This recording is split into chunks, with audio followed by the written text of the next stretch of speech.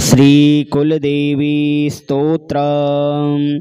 नमस्ते श्रीकुलदेवी कुलाराध्या कुलेश्वरी कुलसंरक्षणी माता कौलिक ज्ञान प्रकाशिनी। वंदे श्रीकुलपूज्या कुलांबा कुलरक्षिणी वेदमाता जगन्माता लोकमाता हितैषिणी। आदिशक्ति समुद्भूता त्वया हि संपूर्ण जगत। विश्ववन्द्यां महाघोरां त्राहि मां शरणागतं। त्रैलोक्यहृदयं शोभे देवी त्वं परमेश्वरी। भक्तानुग्रहकारिणी त्वं कुलदेवी नमोस्तुते। महादेव प्रियंकरी बालानां हितकारिणी कुलवृद्धिकरी माता त्राहि मां शरणागतं। चिदग्रिमण्डलसम्भूता राज्यवैभवकारिणी प्रकटितां सुरेशानी वन्दे त्वां राजगौरवां। त्वदीये कुले जातः त्वामेव शरणं गतः। त्वत्वत्सलोऽहम् आद्ये त्वं रक्ष रक्षाधुना। पुत्रं देहि धनं देहि साम्राज्यं प्रदेहि मे। सर्वदास्माकं कुले भूयात् मङ्गलानुशासनं। कुलाष्टकमिदं पुण्यं नित्यं यः सुकृती पठेत् तस्य वृद्धि कुले जातः प्रसन्ना परमेश्वरी। कुलदेवी स्तोत्रमिदं सुपुण्यं ललितं तथा अर्पयामि भवद्भक्त्या त्राहि मां शिवगेहिनी। नमस्ते श्रीकुलदेवी कुलाराध्या कुलेश्वरी कुलसंरक्षणी माता कौलिक ज्ञान प्रकाशिनी। वंदे श्रीकुलपूज्या कुलांबा कुलरक्षिणी वेदमाता जगन्माता लोकमाता हितैषिणी। आदिशक्ति समुद्भूता त्वया हि संपूर्ण जगत। विश्ववन्द्यां महाघोरां त्राहि मां शरणागतं। त्रैलोक्यहृदयं शोभे देवी त्वं परमेश्वरी। भक्तानुग्रहकारिणी त्वं कुलदेवी नमोस्तुते। महादेव प्रियंकरी बालानां हितकारिणी कुलवृद्धिकरी माता त्राहि मां शरणागतं। चिदग्रिमण्डलसम्भूता राज्यवैभवकारिणी प्रकटितां सुरेशानी वन्दे त्वां राजगौरवां। त्वदीये कुले जातः त्वामेव शरणं गतः। त्वत्वत्सलोऽहम् आद्ये त्वं रक्ष रक्षाधुना। पुत्रं देहि धनं देहि साम्राज्यं प्रदेहि मे। सर्वदास्माकं कुले भूयात् मङ्गलानुशासनं। कुलाष्टकमिदं पुण्यं नित्यं यः सुकृती पठेत् तस्य वृद्धि कुले जातः प्रसन्ना परमेश्वरी। कुलदेवी स्तोत्रमिदं सुपुण्यं ललितं तथा अर्पयामि भवद्भक्त्या त्राहि मां शिवगेहिनी। नमस्ते श्रीकुलदेवी कुलाराध्या कुलेश्वरी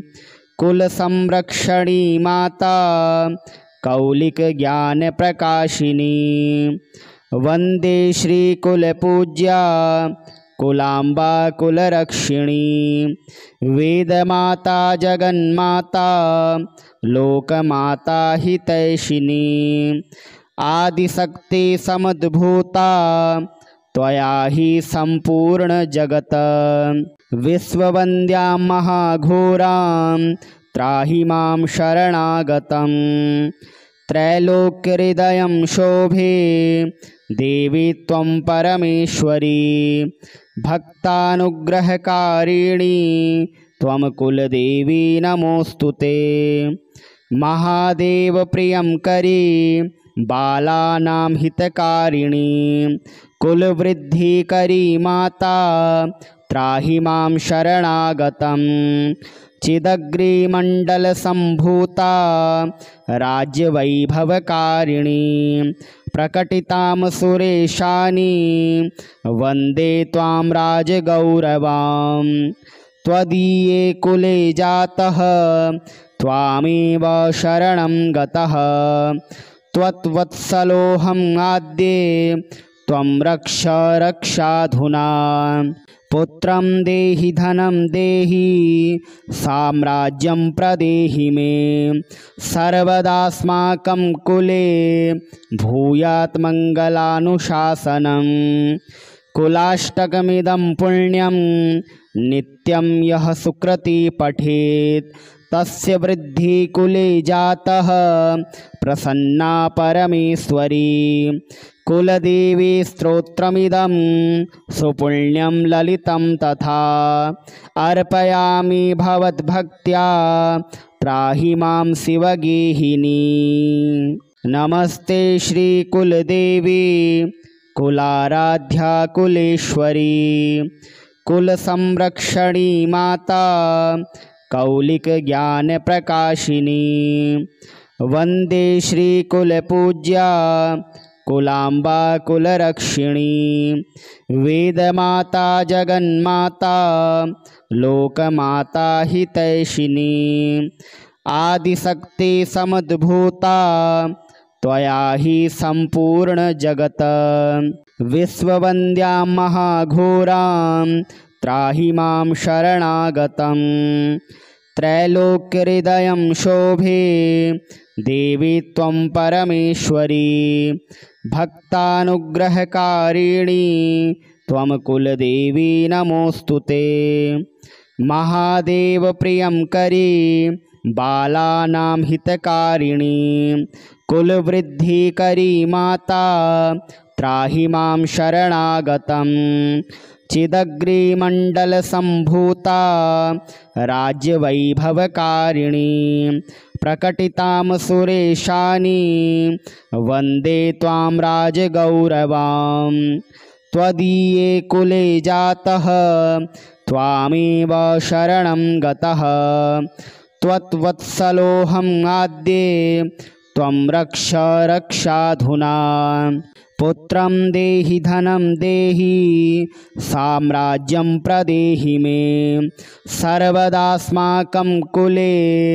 भूयात् मङ्गलानुशासनं कुलाष्टकमिदं पुण्यं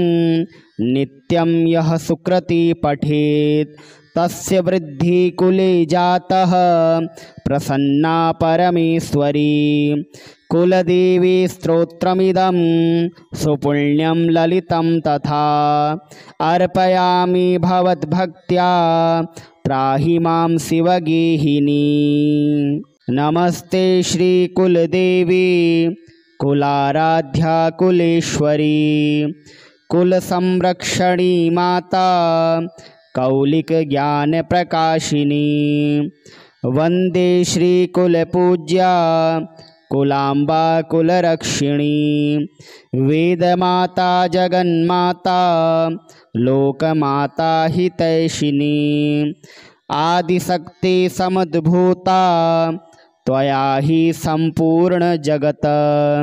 विश्ववन्द्यां महाघोरां त्राहि मां शरणागतं त्रैलोक्यहृदयं शोभे देवी त्वं परमेश्वरी भक्तानुग्रहकारिणी त्वं कुलदेवी नमोऽस्तुते महादेव प्रियंकरी बालानां हितकारिणी कुलवृद्धिकरी माता त्राहि मां शरणागतं चिदग्रिमण्डलसम्भूता राज्यवैभवकारिणी प्रकटितां सुरेशानि वन्दे त्वां राजगौरवां त्वदीये कुले जातः त्वामेव शरणं गतः त्वत्वत्सलोऽहम् आद्ये त्वं रक्ष रक्षाधुना पुत्रं देहि धनं देहि साम्राज्यं प्रदेहि मे सर्वदास्माकं कुले भूयात् मङ्गलानुशासनं कुलाष्टकमिदं पुण्यं नित्यं यः सुकृती पठेत् तस्य वृद्धि कुले जातः प्रसन्ना परमेश्वरी कुलदेवी स्तोत्रमिदं सुपुण्यं ललितं तथा अर्पयामि भवद्भक्त्या त्राहि मां शिवगेहिनी। नमस्ते श्रीकुलदेवी कुलाराध्या कुलेश्वरी कुलसंरक्षणी माता कौलिकज्ञानप्रकाशिनी वन्दे श्रीकुलपूज्या कुलाम्बा कुलरक्षिणी वेदमाता जगन्माता लोकमाता हितैषिणी आदिशक्ति समुद्भूता त्वया हि सम्पूर्ण जगत् विश्ववन्द्यां महाघोरां त्राहि मां शरणागतं त्रैलोक्यहृदयं शोभे देवी त्वं परमेश्वरी भक्तानुग्रहकारिणी त्वं कुलदेवी नमोऽस्तुते महादेव प्रियं करी बालानां हितकारिणी कुलवृद्धिकरी माता त्राहि मां शरणागतं चिदग्रिमण्डलसम्भूता राज्यवैभवकारिणी प्रकटितां सुरेशानि वन्दे त्वां राजगौरवां त्वदीये कुले जातः त्वामेव शरणं गतः त्वत्वत्सलोऽहम् आद्ये त्वं रक्ष रक्षाधुना पुत्रं देहि धनं देहि साम्राज्यं प्रदेहि मे सर्वदास्माकं कुले भूयात् मङ्गलानुशासनं कुलाष्टकमिदं पुण्यं नित्यं यः सुकृती पठेत् तस्य वृद्धि कुले जातः प्रसन्ना परमेश्वरी कुलदेवी स्तोत्रमिदं सुपुण्यं ललितं तथा अर्पयामि भवद्भक्त्या त्राहि मां शिवगेहिनी। नमस्ते श्रीकुलदेवी कुलाराध्या कुलेश्वरी कुलसंरक्षणी माता कौलिकज्ञानप्रकाशिनी वन्दे श्रीकुलपूज्या कुलाम्बा कुलरक्षिणी वेदमाता जगन्माता लोकमाता हितैषिणी आदिशक्ति समुद्भूता त्वया हि सम्पूर्ण जगत् विश्ववन्द्यां महाघोरां त्राहि मां शरणागतं त्रैलोक्यहृदयं शोभे देवी त्वं परमेश्वरी भक्तानुग्रहकारिणी त्वं कुलदेवी नमोऽस्तुते महादेव प्रियं करी बालानां हितकारिणी कुलवृद्धिकरी माता त्राहि मां शरणागतं चिदग्रिमण्डलसम्भूता राज्यवैभवकारिणी प्रकटितां सुरेशानि वन्दे त्वां राजगौरवां त्वदीये कुले जातः त्वामेव शरणं गतः त्वत्वत्सलोऽहम् आद्ये त्वं रक्ष रक्षाधुना पुत्रं देहि धनं देहि साम्राज्यं प्रदेहि मे सर्वदास्माकं कुले भूयात् मङ्गलानुशासनम् कुलाष्टकमिदं पुण्यं नित्यं यः सुकृती पठेत् तस्य वृद्धि कुले जातः प्रसन्ना परमेश्वरी कुलदेवी स्तोत्रमिदं सुपुण्यं ललितं तथा अर्पयामि भवद्भक्त्या त्राहि मां शिवगेहिनी। नमस्ते श्रीकुलदेवी कुलाराध्या कुलेश्वरी कुलसंरक्षणी माता कौलिक ज्ञान प्रकाशिनी वंदे श्रीकुलपूज्या कुलांबा कुलरक्षिणी वेदमाता जगन्माता लोकमाता हितैषिणी आदिशक्ति समुद्भूता त्वया हि संपूर्ण जगत विश्ववन्द्या महाघोरां त्राहि मां शरणागतं त्रैलोक्यहृदयं शोभे देवी त्वं परमेश्वरी भक्तानुग्रहकारिणी त्वं कुलदेवी नमोस्तुते महादेव प्रियं करी बालानां हितकारिणी कुलवृद्धिकरी माता त्राहि मां शरणागतं चिदग्रिमण्डलसम्भूता राज्यवैभवकारिणी प्रकटितां सुरेशानी वन्दे त्वां राजगौरवां त्वदीये कुले जातः त्वामेव शरणं गतः त्वत्वत्सलोऽहं आद्ये त्वं रक्ष रक्षाधुना पुत्रं देहि धनं देहि साम्राज्यं प्रदेहि मे सर्वदास्माकं कुले भूयात् मङ्गलानुशासनम् कुलाष्टकमिदं पुण्यं नित्यं यः सुकृती पठेत् तस्य वृद्धि कुले जातः प्रसन्ना परमेश्वरी कुलदेवी स्तोत्रमिदं सुपुण्यं ललितं तथा अर्पयामि भवद्भक्त्या त्राहि मां शिवगेहिनी। नमस्ते श्रीकुलदेवी कुलाराध्या कुलेश्वरी कुलसंरक्षणी माता कौलिक ज्ञान प्रकाशिनी वंदे श्रीकुलपूज्या कुलांबा कुलरक्षिणी वेदमाता जगन्माता लोकमाता हितैषिणी आदिशक्ति समुद्भूता त्वया हि संपूर्ण जगत विश्ववन्द्या महाघोरां त्राहि मां शरणागतं त्रैलोक्यहृदयं शोभे देवी त्वं परमेश्वरी भक्तानुग्रहकारिणी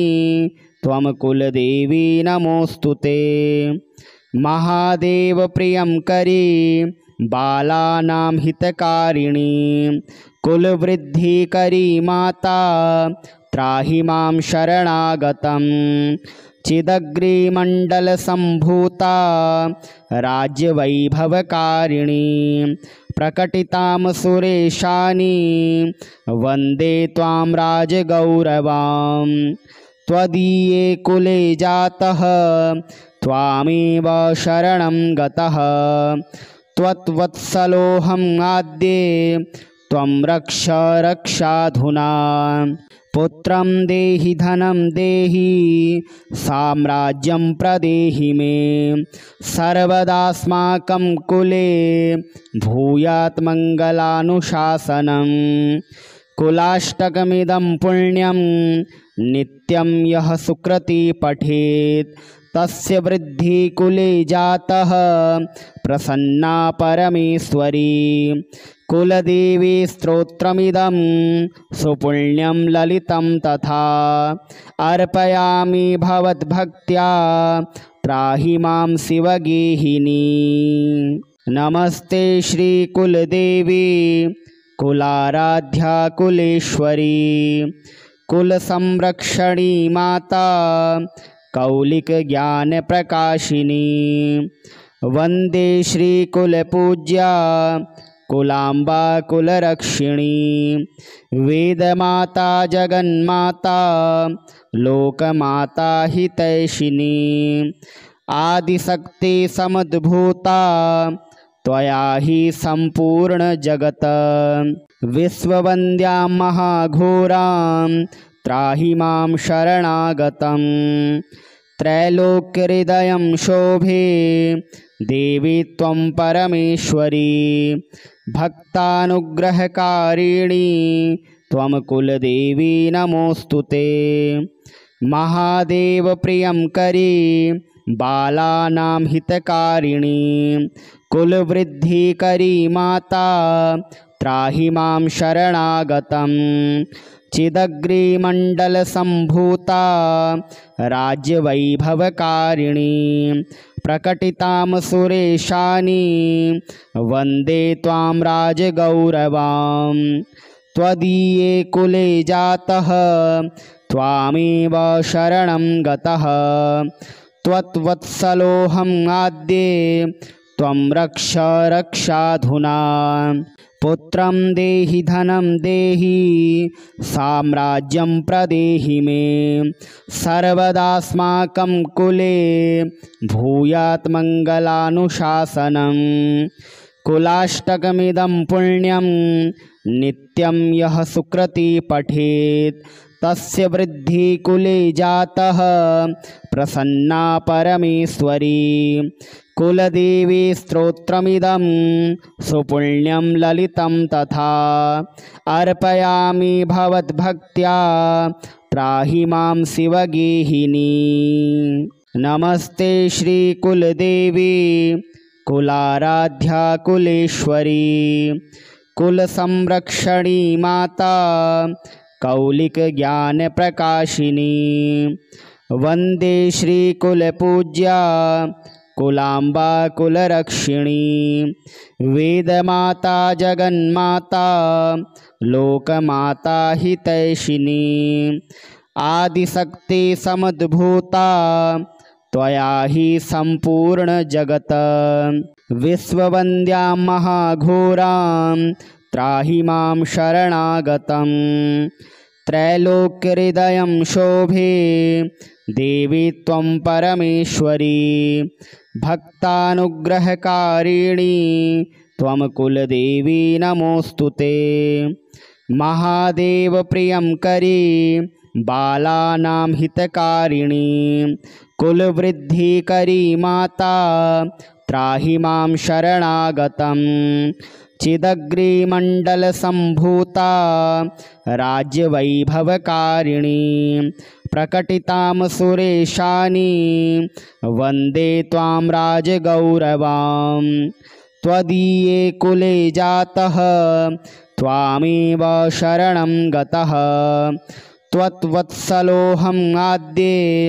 त्वं रक्ष रक्षाधुना पुत्रं देहि धनं देहि साम्राज्यं प्रदेहि मे सर्वदास्माकं कुले भूयात् मङ्गलानुशासनं कुलाष्टकमिदं पुण्यं नित्यं यः सुकृती पठेत् तस्य वृद्धि कुले जातः प्रसन्ना परमेश्वरी कुलदेवी स्तोत्रमिदं सुपुण्यं ललितं तथा अर्पयामि भवद्भक्त्या त्राहि मां शिवगेहिनी नमस्ते श्रीकुलदेवी कुलाराध्या कुलेश्वरी कुलसंरक्षणी माता कौलिकज्ञानप्रकाशिनी वन्दे श्रीकुलपूज्या कुलाम्बा कुलरक्षिणी वेदमाता जगन्माता लोकमाता हितैषिणी आदिशक्ति समुद्भूता त्वया हि सम्पूर्ण जगत् विश्ववन्द्यां महाघोरां त्राहि मां शरणागतं त्रैलोक्यहृदयं शोभे देवी त्वं परमेश्वरी भक्तानुग्रहकारिणी त्वं कुलदेवी नमोऽस्तुते महादेव प्रियं करी बालानां हितकारिणी कुलवृद्धिकरी माता त्राहि मां शरणागतं चिदग्रिमण्डलसम्भूता राज्यवैभवकारिणी प्रकटितां सुरेशानी वन्दे त्वां राजगौरवां त्वदीये कुले जातः त्वामेव शरणं गतः त्वत्वत्सलोऽहम् आद्ये त्वं रक्ष रक्षाधुना पुत्रं देहि धनं देहि साम्राज्यं प्रदेहि मे सर्वदास्माकं कुले भूयात् मङ्गलानुशासनं कुलाष्टकमिदं पुण्यं नित्यं यः सुकृती पठेत् तस्य वृद्धि कुले जातः प्रसन्ना परमेश्वरी कुलदेवी स्तोत्रमिदं सुपुण्यं ललितं तथा अर्पयामि भवद्भक्त्या त्राहि मां शिवगेहिनी नमस्ते श्रीकुलदेवी कुलाराध्या कुलेश्वरी कुलसंरक्षणी माता कौलिकज्ञानप्रकाशिनी वन्दे श्रीकुलपूज्या कुलाम्बा कुलरक्षिणी वेदमाता जगन्माता लोकमाता हितैषिणी आदिशक्ति समुद्भूता त्वया हि सम्पूर्णजगत् विश्ववन्द्यां महाघोरां त्राहि मां शरणागतं त्रैलोक्यहृदयं शोभे देवी त्वं परमेश्वरी भक्तानुग्रहकारिणी त्वं कुलदेवी नमोऽस्तुते महादेव प्रियं करी बालानां हितकारिणी कुलवृद्धिकरी माता त्राहि मां शरणागतं चिदग्रिमण्डलसम्भूता राज्यवैभवकारिणी प्रकटितां सुरेशानी वन्दे त्वां राजगौरवां त्वदीये कुले जातः त्वामेव शरणं गतः त्वत्वत्सलोऽहम् आद्ये त्वं रक्ष रक्षाधुना पुत्रं देहि धनं देहि साम्राज्यं प्रदेहि मे सर्वदास्माकं कुले भूयात् मङ्गलानुशासनं कुलाष्टकमिदं पुण्यं नित्यं यः सुकृती पठेत् तस्य वृद्धि कुले जातः प्रसन्ना परमेश्वरी कुलदेवी स्तोत्रमिदं सुपुण्यं ललितं तथा अर्पयामि भवद्भक्त्या त्राहि मां शिवगेहिनी।